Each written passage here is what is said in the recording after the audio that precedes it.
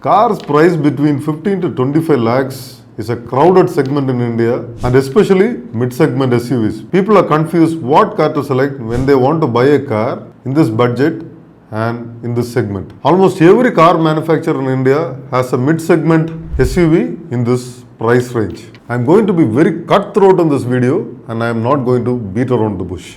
Buy mid-size SUVs from Maruti, Hyundai, Kia and rebadged few cars of Maruti from Toyota only if you are going to drive within the city. If you are going to drive on the highways, please avoid buying mid-size SUVs, all these brands which I told. None of their mid-size SUVs have got 5-star rating in crash test. And that too in 2025, after paying this huge money, if you don't buy a car which is crash worthy, I would say it's better not to buy such a car.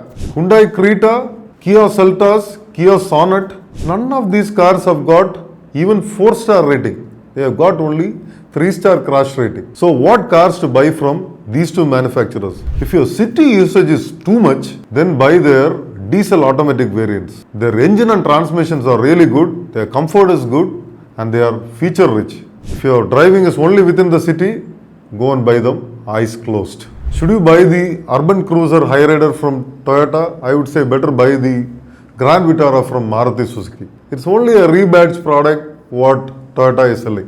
Why should you even go and buy a rebadged product from Toyota? Better buy it from Maruti Suzuki. Now you might ask me, can I buy the Honda Elevate? Honda Elevate is a nice product, but the only limitation of that product is it comes only with a 1.5 liter naturally aspirated engine. That is the only engine option available. It's a well-built car, it's a reliable car, it gets a manual and automatic transmission, all good. But that 1.5 liter naturally aspirated engine, it's not peppy to drive. Honda Elevate is a heavy car and wish we got a turbocharged petrol or diesel car. If punchy performance is not your issue, then go ahead and buy the Honda Elevate eyes closed. It can be driven both in the city as well as on the highway because it has got good scores in crash test. So now what else is left if you will have to drive both within the city and as well as on the highway?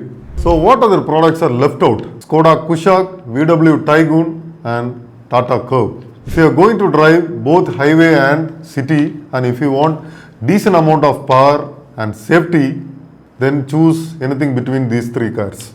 So what engine option to select in Tata Curve? I would better advise not to select anything other than the diesel manual variant. Among all other variants in Tata Curve, that is a very nice option. I am not suggesting you the diesel automatic variant because that's a dual clutch transmission which is not very much tried and tested, and the dual clutch transmission is in use only for the past few years. Its long-term reliability is still unknown. Apart from that, the engine is really good, the comfort is really good, the drivability is really good, and it has got 5-star crash test rating.